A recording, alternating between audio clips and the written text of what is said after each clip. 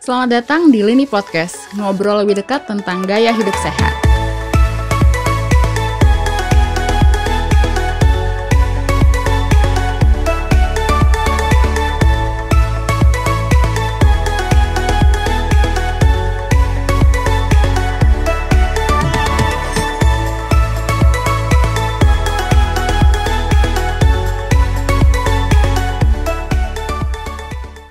Halo Sobat Sehat, kembali lagi bareng saya, Suci Augina. Senang sekali bisa berjumpa kembali bersama Sobat Sehat semua. Beberapa Sobat Sehat mungkin banyak yang belum paham ya bahwa dalam tubuh orang yang sehat terdapat lemak putih dan juga lemak coklat. Kedua lemak ini tentu tidak sama, karena keunikannya ini lemak coklat memiliki manfaat tersendiri yang perlu sahabat sehat pahami. Lini Podcast episode kali ini akan membawakan topik terkait keunikan dan manfaat lemak coklat. Telah hadir bersama kita saat ini narasumber yang pastinya sudah tidak asing lagi, yaitu Profesor Dr. Hardinsyah MS, Guru Besar Ilmu Gizi FEMA IPB University, Ketua Umum Asosiasi Institusi Pendidikan Tinggi Gizi Indonesia, dan juga Ketua Umum Perhimpunan Pakar Gizi dan Pangan, Pergizi Pangan Indonesia. Apa kabar Prof. Hardin? Kabar baik. Kak Suci gimana? Alhamdulillah saya juga baik, Prof. Alhamdulillah, udah lama nggak jumpa nih. Iya, baru jumpa lagi, Prof. Iya. Nah, Prof, kali ini kita akan membahas tentang lemak coklat nih, Prof. Sebagian teman saya mungkin berpikir lemak coklat itu lemak dalam coklat ya, Prof. Nah, maka dari itu, Prof, kita harus mengulik nih, Prof, tentang lemak coklat kali ini. Nah, apa sih itu, Prof, lemak coklat? Ya, jadi yang jelas bukan yang enak di dalam coklat ya.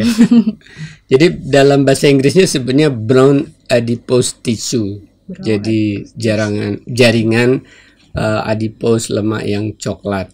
Memang berwarnanya coklat. Selama ini kan kalau kita lihat gajih, kalau makan sate ya, itu kan putih ya. Cuman karena dibumbui kacang jadi rada kecoklatan. Tapi bukan itu yang dimaksud lemak coklat ya. Jadi di dalam tubuh kita sebenarnya ada 3 jenis lemak ya. Lemak putih, lemak coklat, ada transisi di antara putih dan coklat ya. Jadi betul ada brown fat atau brown adipose tissue. Bukan yang kita maksud di sini adalah lemak di dalam coklat yang enak itu. Jadi memang di tubuh kita itu sudah ada ya, Prof. Ada lemak coklat itu. Ya, yang berbeda ya.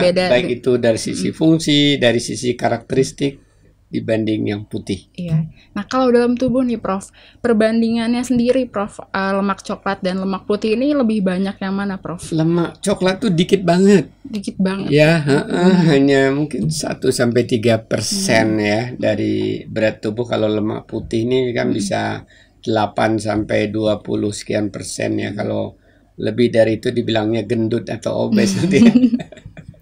Ya, jadi presentasinya dikit sekali ya, Prof. Dikit banget, tapi penting banget. Tapi penting begitu, Bu. Jadi tahu nggak ya, lemak coklat itu adanya sejak bayi sedikit. Sejak bayi ya, Prof? Bayi itu kan ada di dalam cairan ya, namanya cairan hidramnion atau ketuban. Ya, nah itu cairan memang suhunya sama dengan suhu tubuh ibunya ya. Tapi ketika dia lahir ke dunia, harusnya tuh si bayi merasa kedinginan gitu ya. Iya. Tapi dibekali Tuhan ya lemak coklat sehingga tubuhnya hangat meskipun basah berdarah. Itu basah berdarah kalau kita sekarang basah berdarah itu rasanya pasti berair dingin ya. Iya. Apalagi langsung dilapin, tapi oleh bidan kan sama dokter kan langsung dibedong ya. Tapi ada cara menghangatkan tubuh bayi udah diciptakan tuh, salah satunya brown fat ini. Jadi sejak bayi sebenarnya sudah ada ya, Prof, supaya bayi juga nggak menggigil gitu ya, Prof, ketika lahir karena perbedaan suhu itu. Tapi berikutnya bertambah umur berkurang ya, tergantung gaya hidup kita. Nah di sini barangkali kita diskusikan ya, gimana dia kok jadi turun, gimana menaikkannya lagi dan gunanya apa gitu. Nah, sebelum itu nih, Prof, di mana aja sih, Prof, letak brown fat ini, Prof, atau lemak coklat ini di dalam tubuh? Ya, dia di sekujur dari tengkuk ini, leher ke belakang sampai ke pinggul, tapi di bagian leher belakang ini lebih banyak dibanding di punggung, dan kemudian di bawah ini pinggang lebih banyak lagi. Jadi posisinya nggak ditemukan di kaki, di ini enggak. Jadi dia khusus tempatnya gitu ya. Karena itu sering kali ya, coba deh kalau pegang ya itu anget di sini kan. Oh iya. Jadi kalau ini sering anget itu berarti brown fatnya bagus. Tapi kalau dingin di sini berarti brown fatnya sedikit.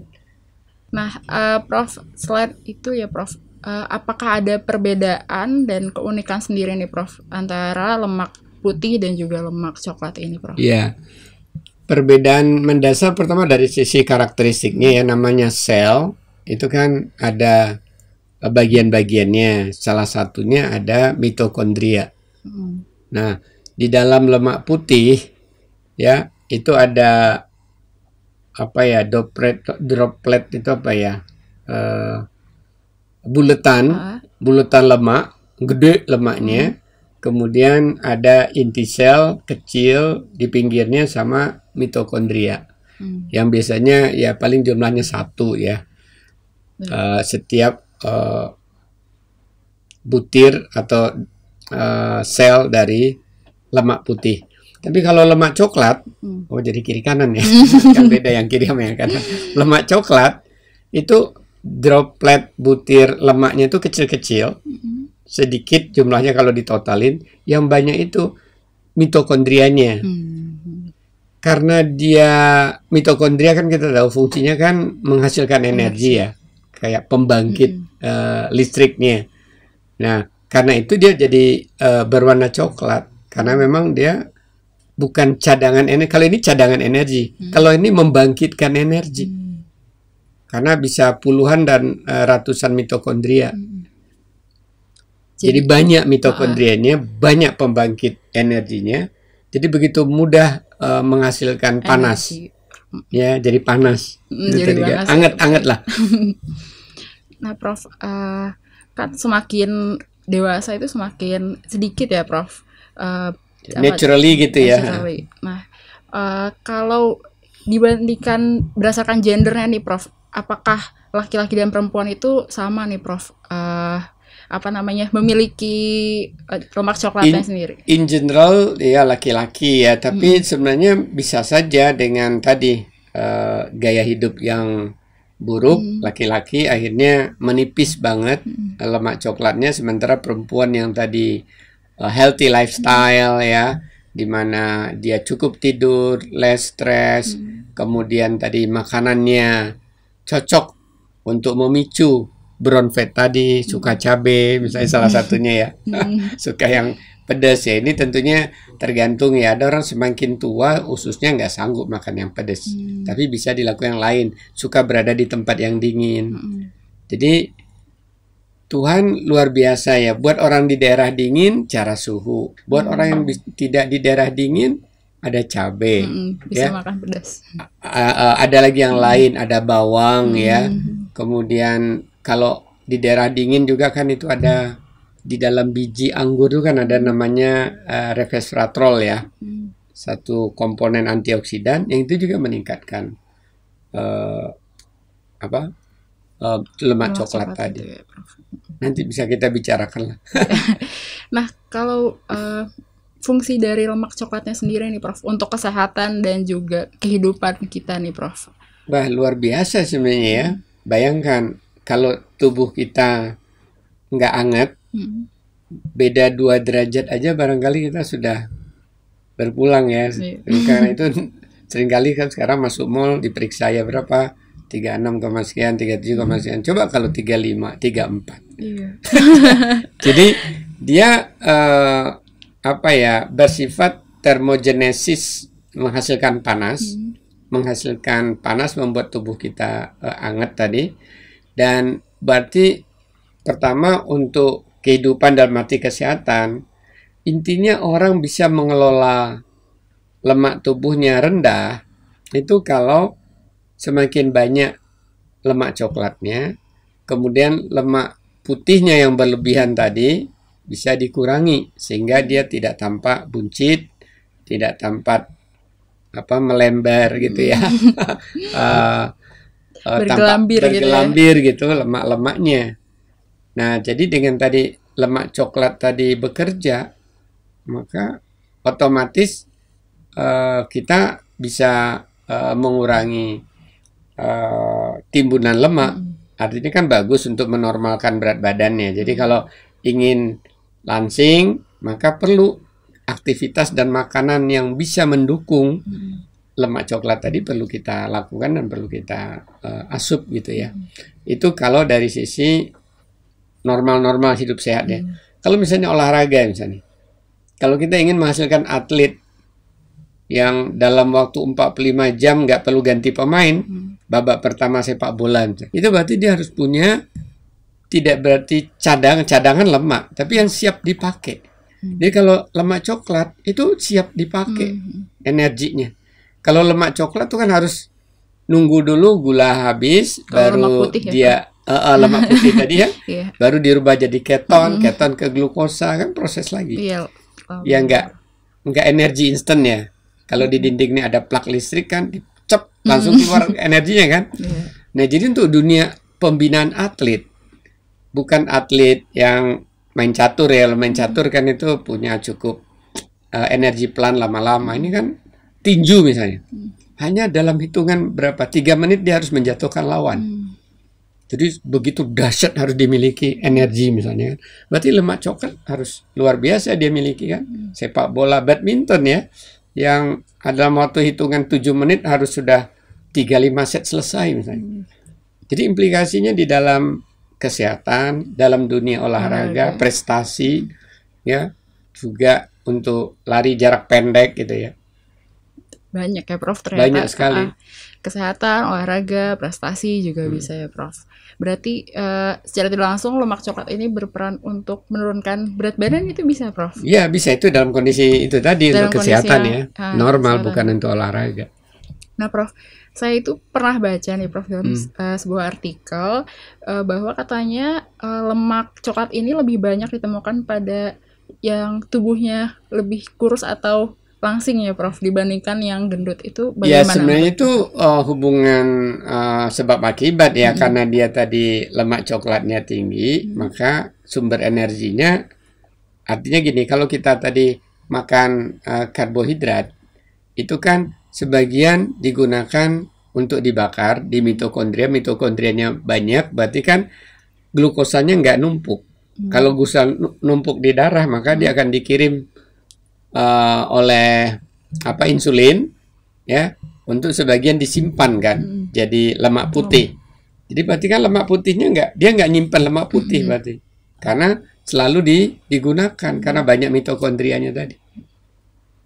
Nah Prof, kalau begitu bagaimana sih Prof caranya kita mengukur kadar lemak coklat dalam tubuh kita Prof? Ya sebenarnya itu dengan alat yang cukup canggih ya, dengan metode scan ya. Jadi bisa diukur, diketahui, terutama tadi dengan foto scan di bagian belakang ya, mulai dari leher ke atas belakang sampai ke pinggul ini. Nanti dari situ alat tadi bisa seperti bagaimana men-scan bayi di dalam kehamilan ya. USG gitu. Ya, dengan cara USG sehingga ketahuan dengan hukum integral diferensial luas 3 dimensi gitu ya. Oh, ini sekian gram gitu, atau sekian persen dari total lemak. Jadi dengan cara scan USG gitu bisa terlihat ya, Prof. Terlihat dan diukur. Ya. Nah, Prof, kan lemak coklat ini berbeda ya Prof manfaatnya, seharusnya bagi bayi dan dewasa ya Prof. Nah itu bagaimana sih Prof, apa perbedaannya gitu? Ya kalau pada bayi kan dia belum bisa berlari ya. Kalau kedinginan dia langsung ngambil baju enggak. Kalau orang dewasa kan kedinginan dia ambil baju, dia pakai jaket kan. Kalau bayi diciptakan Tuhan ketika si bayi ini adalah kondisinya pasif kalau nggak ada orang. Tapi kan nyatanya ketika melahirkan tadi direncanakan, bayangin ada orang melahirkan bayi di kolam kan? Iya ada Prof. Cara melahirkan. Itu bayangin itu kan, kalau logika pikir kita, kalau dia nggak punya brown fat kedinginan, tapi ada brown fat dia. Iya, jadi menjaga suhu. Ya, nah kalau buat orang dewasa, sebenarnya respon kita dingin, kita menggigil, respon tubuh kita akan mencari selimut, mencari pakaian ini, itu refleks dalam arti mengatasi masalah kan. Tapi sebenarnya kalau itu misalnya ditunda, ya ditunda saja, misalnya sejam 2 jam, itu justru bermanfaat. Kecuali udah tua ya dari masuk angin. Ya karena semakin tua juga semakin sedikit ya Prof. Iya. Ya baik. Kalau begitu banyak sekali ya Prof manfaatnya sebenarnya, walaupun kadarnya kecil di dalam tubuh tapi manfaatnya juga luar biasa ya Prof. Dan untuk mengukurnya juga bisa memakai alat yang namanya fotometri ya, atau prinsip USG scan, Prof, ya. Scan. Nah Prof, terakhir nih, apakah ada pesan nih dari Prof Hardin untuk sobat sehat di rumah sana yang sedang menonton terkait topik kali ini Prof? Terima kasih banyak ya Kak Suci memancing diskusi untuk ini, sehingga hal yang baru sebenarnya. Brown coklat ini ya tahun 80-an lah mulai dikenalnya pada orang dewasa, dulu pada anak-anak, dan dikira pada orang dewasa nggak ada, ternyata ada. Dan tahun demi tahun sampai awal abad ini, sehingga itu dianggap semakin penting untuk dikelola. Jadi keberadaan lemak coklat atau brown adipose fat yang ada di tubuh kita ini penting sekali, karena dia banyak mitokondrianya, mudah untuk membangkitkan energi, sehingga tubuh kita terasa hangat. Kita butuh tenaga yang dalam waktu singkat harus digunakan, baik itu dalam rangka olahraga, baik itu dalam olahraga prestasi, maupun dalam dunia kerja kita ngelembur. Maka orang yang punya brown fat ini punya stamina, punya produktivitas yang lebih dahsyat dibanding orang yang minim, lebih rendah brown coklatnya.